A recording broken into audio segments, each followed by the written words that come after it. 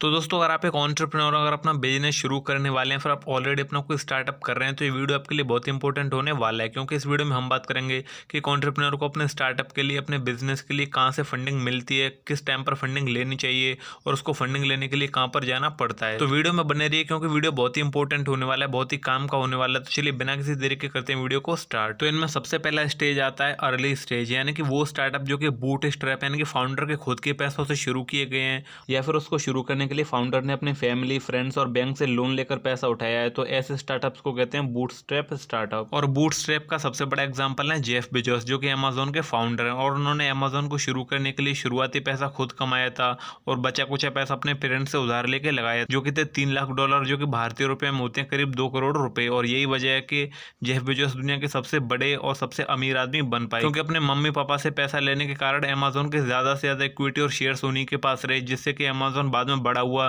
तब वो ज्यादा से ज्यादा संपत्ति के मालिक बन पाए। अगर यही फंडिंग वो अपने पेरेंट्स या किसी इन्वेस्टर से लेते हैं, तो अर्ली डेज में इन्वेस्टर ज्यादा से ज्यादा शेयर्स ले लेता है अमेजोन के, और जेफ बेजोस के पास इतने ज्यादा इक्विटी नहीं बचती, जिससे कि वो इतने अमीर आदमी नहीं बन पाते। तो चलिए अब बात करते हैं सेकंड स्टेज की। तो अगर आपने अपने खुद के पैसों से यानी कि बूट स्ट्रैप करके अपने स्टार्टअप को शुरू किया और इसको आगे रन करने के लिए, इसको और भी ज्यादा बड़ा करने के लिए आपको पैसों की जरूरत है, तो ऐसे में जो सेकंड फंडिंग आती है वो होती है सीड फंडिंग, और ये देते हैं आपको एंजल इन्वेस्टर। तो एंजल इन्वेस्टर वो लोग होते हैं जो कि आपके लाइफ में एकदम एंजल की तरह आते हैं और एकदम एंजल की तरह चले भी जाते हैं। बेसिकली एंजल इन्वेस्टर वो फाउंडर्स और एंटरप्रेन्योर्स होते हैं जिन्होंने अपने स्टार्टअप या फिर अपनी कंपनी को बेचकर वहां से एग्जिट ले लिया, और उनके पास अब करोड़ों अरबों रुपए हैं, जिनसे वो नए स्टार्टअप्स में इन्वेस्ट करते हैं और नए नए एंटरप्रेन्योर्स की हेल्प करते हैं। तो एंजल इन्वेस्टर आपके स्टार्टअप में 1 लाख से लेकर 1 करोड़ या 10 करोड़ तक भी इन्वेस्ट करते हैं। और एग्जाम्पल के लिए मैं आपको बताऊं तो फ्लिपकार्ट के फाउंडर सचिन बिंसल, क्रेड और फ्रीचार्ज के फाउंडर कुणाल शाह और नियरबाई.com के फाउंडर अंकुर वरिकू, ये वो सभी एंटरप्रेन्योर्स हैं जिन्होंने अपने स्टार्टअप को बेच दिया और उनसे एग्जिट ले लिया, और आजकल ये अपने पैसों को एंजल इन्वेस्टर की तरह यूज कर रहे हैं और छोटे मोटे स्टार्टअप्स में इन्वेस्ट करके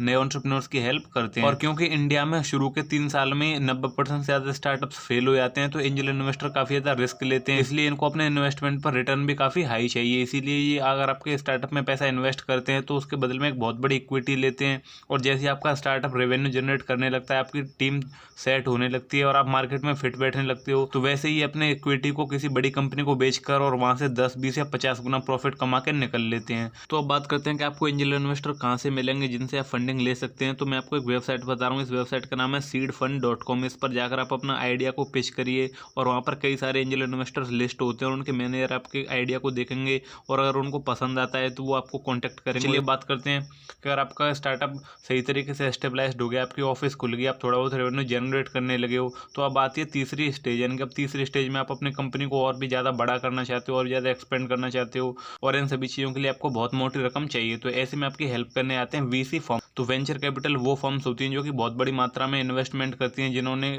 पास्ट में ओला, उबर, पेटीएम, फोनपे, स्विगी, उड़ान, इन सभी में इन्वेस्टमेंट किया है और आज इन सभी को इतनी बड़ी कंपनी बनने में हेल्प करी है। तो जो वीसी फर्म्स होती हैं वो बेसिकली आपसे प्रॉफिट नहीं चाहती, वो सिर्फ ये चाहते हैं कि आप अपने बिजनेस को 10, 20, 30 या 50 गुना तेजी से ग्रो करो। वो ये नहीं कहते कि आप प्रॉफिट कमाओ, वो कहते हैं बस बिजनेस को ज़्यादा से ज़्यादा बड़ा करो और फैलाओ। और जैसे आपका बिजनेस बहुत बड़ा फैल जाता है, भले ही उसमें कोई भी प्रॉफिटेबिलिटी नहीं हो, तो वो अपना एग्जिट ले लेते हैं और अपने हिस्से के शेयर्स बेचकर वहाँ से निकल लेते हैं। इसके बाद जो लास्ट स्टेज आती है फंडिंग की, वो आती है आईपीओ, यानी कि इनिशियल पब्लिक ऑफरिंग। तो इसके लिए आप अपनी कंपनी को शेयर मार्केट में लिस्ट करते हो और वहाँ पर पब्लिक से फंड उठाते हो, तो इसको कहते हैं आईपीओ। दोस्तों ये वो सारे स्टेजेस हैं जिनके थ्रू एक एंटरप्रेन्योर अपने स्टार्टअप के लिए फंडिंग जुटाता है और उसको एक बहुत बड़ी कंपनी या फिर एक यूनिकॉर्न बनाता है। तो आई होप कि ये वीडियो आपके लिए हेल्पफुल रही हो, और आप इसी तरीके को और भी कंटेंट देखना चाहते हैं तो प्लीज़ चैनल को दीजिए सब्सक्राइब और नोटिफिकेशन बेल को दीजिए ऑन। तो मिलते हैं फिर अगली वीडियो में, तो तब तक के लिए जय हिंद।